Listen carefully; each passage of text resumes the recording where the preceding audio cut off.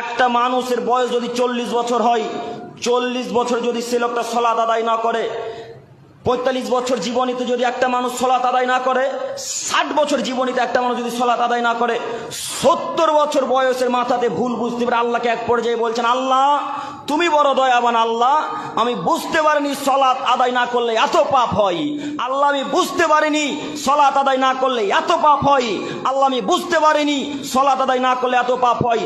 এইভাবে ভুল বুঝে একবার যদি আল্লাহকে বলে, আল্লাহ তুমি ক্ষমা করো, আমি সালাত আদায় 70 বছর ধরে করিনি, আল্লাহ তুমি আমাকে ক্ষমা করো, আল্লাহ সুবহানাহু ওয়া তাআলা রাসূল সাল্লাল্লাহু আলাইহি সাল্লাম বলছেন ওই লোকটাকে আল্লাহ সঙ্গে সঙ্গে ক্ষমা করে দিবেন। আল্লাহু আকবার। অথচ সালাত আদায় না করা কাবিরা গুনাহ, বড় পাপ।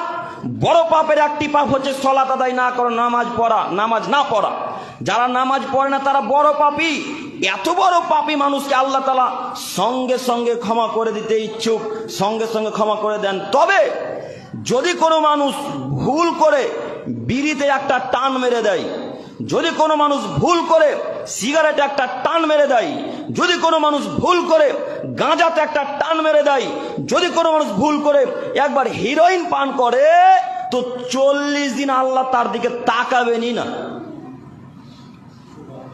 কোথাও বুঝতে পারলাম না।